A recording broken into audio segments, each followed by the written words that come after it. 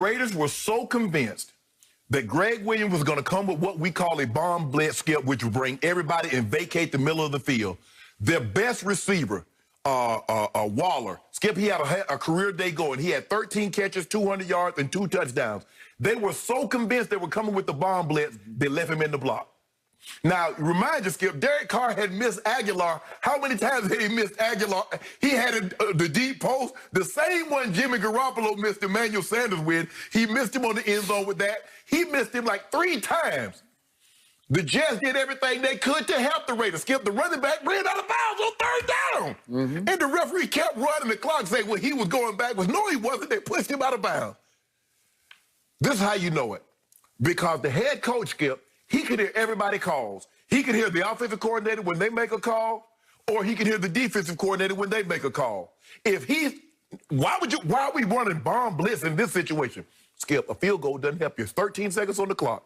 The only thing that beats you, Skip, is a touchdown. So what I'm going to do, I'm going to build a fence up at the goal line, and if you throw this ball, guess what? If I keep you in bounds, the game's going over because he caught the touchdown with 5 seconds. So if I tackle him in bounds, the ball game's over. Skip, this came down from the top. I don't care, you can't convince me otherwise that Trevor Lawrence is going to the Jets, or he's going to have to tell them he doesn't want to play for the Jets, because I have never, ever seen a situation like this. Skip, Ruggs ran 4.27. They come with a bomb blitz, and the guy, he bites on the, first of all, I don't even know why you've been on the double move, because you're hoping he throw it to him and you catch it and you make the tackle. Boom, you got ball game's over. Skip, this was dumb. Now, I don't know, look, I know Greg Williams. I like Greg. But if I own the Jets, everybody got to go. The D coordinator, the head coach. Skip, I'm fine. I'm just going to make do with what I got and put somebody in place. Skip, this is absurd.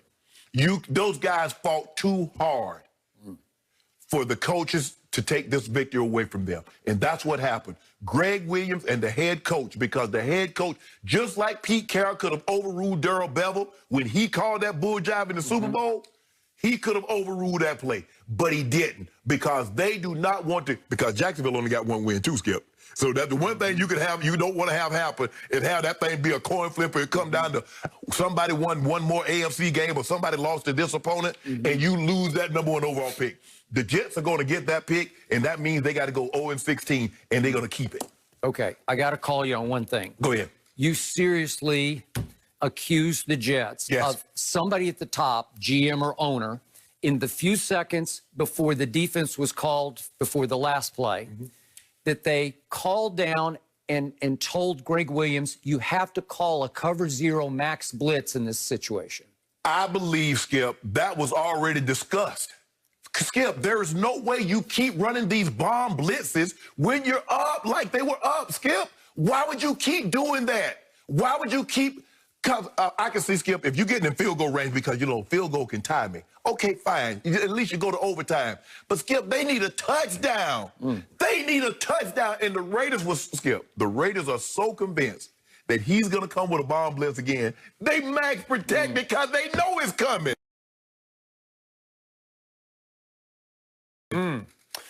Okay, here I go. I am a big Greg Williams fan. I love the way he attacks on defense, and I always have. And it has almost always been good to great in its effectiveness. What has he always done in any sort of Hail Mary situation? He always blitzes. I love the concept because I've always wondered, just as an innocent bystander, when I watch these games on TV, it seems about half the time Hail Marys get caught in the end zone because it's just a jump ball between sort of 4-on-4s, usually, but maybe sometimes 5-on-5. And that, if I were the defensive coordinator, it would horrify me to think that I'm going to make it a coin flip on the last throw of the game.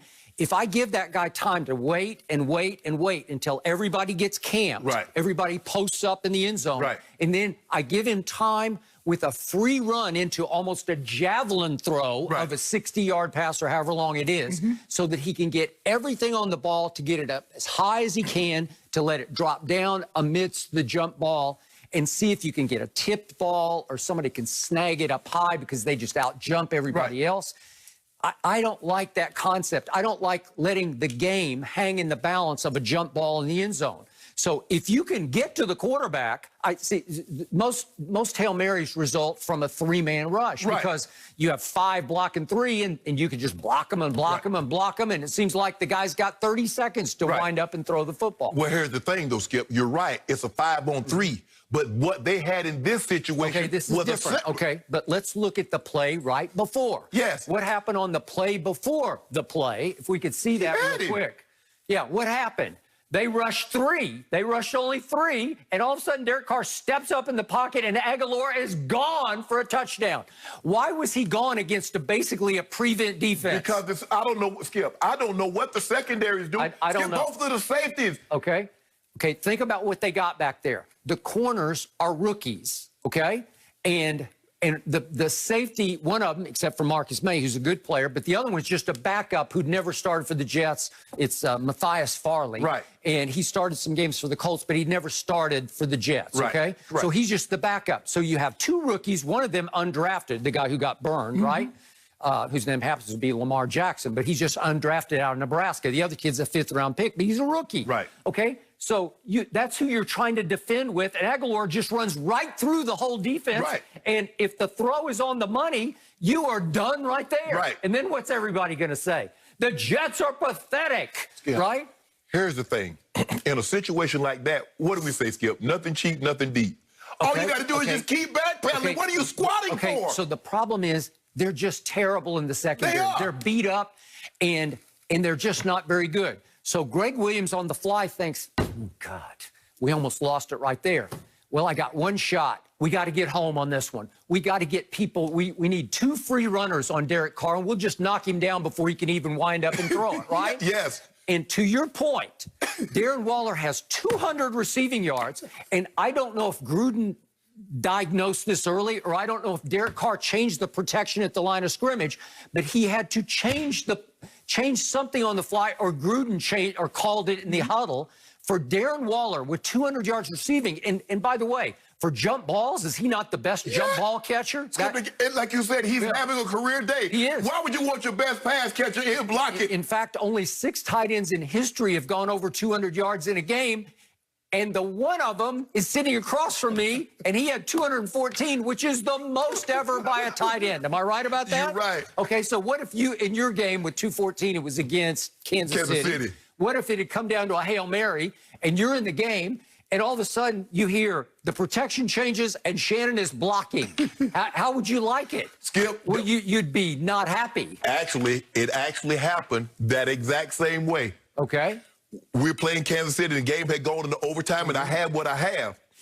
This game, the 214? The 214. It happened, it went to overtime. It went to overtime. Mike was so convinced because Mike Shanahan, Greg Williams was the defensive coordinator. You should have told me this. Not Greg Williams, Greg Robinson. Oh, Greg Robinson. Greg Robinson. Okay, all right. He was our defensive coordinator. Okay, I got it. And in situations like this, he was on the sideline doing this, which means bomb. Yep. So Mike knows he's going to call it. He calls 50 protection. We run double go, get pass interference. We come on the field, kick a field goal, win it overtime. Okay, but did you block? I blocked. And did you actually get somebody? Yes. I was there blocking because 50 protection leads me in. So now I got to stand and block. Okay. So it happened. And that's exactly what happened there. What happened there. And if you see this play again, Jalen Richard is in the game. I'm not sure exactly why he's in the game, because usually you try to get 5 out into the pattern, 5 receivers out. Right. But Jalen Richard makes a heck of a block. He picks up the free runner. Yep. He goes across the formation to nail the blitzer from that side. Yes.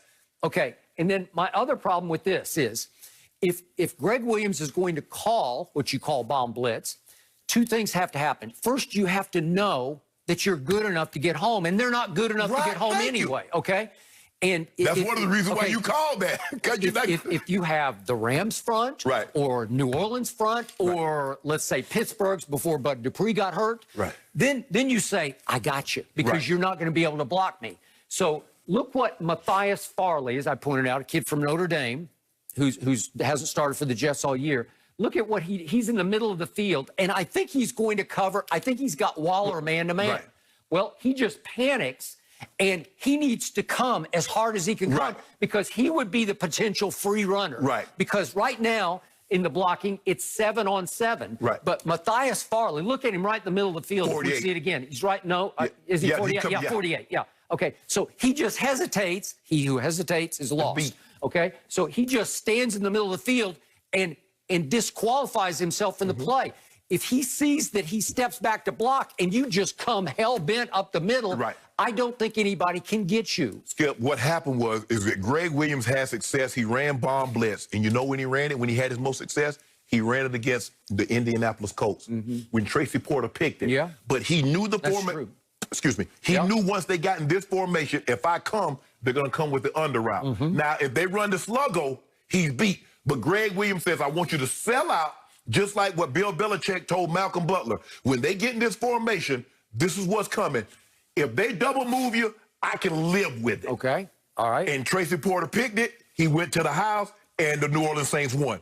But Skip, in this area of the field, because here's the thing: if they don't get home, it's a touchdown. It's a tie ball game. You give them a touchdown in this situation, you lose the ball game. Okay. So you have to understand situations. Everything doesn't require bomb blitz. Okay. So Lamar Jackson, undrafted out of Nebraska for a reason, because he's not that great. Yeah, right? Nebraska cornerbacks. Okay. You think a cornerback, let me get me one from Nebraska. Or you want to go to LSU or Florida State. Prince Amukamara was a zone corner, but not a man corner. No. Okay. So what does Lamar Jackson, the other Lamar Jackson, the rookie undrafted out of Nebraska, what does he do? He said after the game that he was backing up. He kept telling himself, back up, back up, back up. And then all of a sudden, he decided to fall for the little stutter and go. Yeah. And there's absolutely no reason to jump the route, because even if Ruggs does run an out route and he catches the ball, it's scary, but you have a chance to go tackling, right? Yes.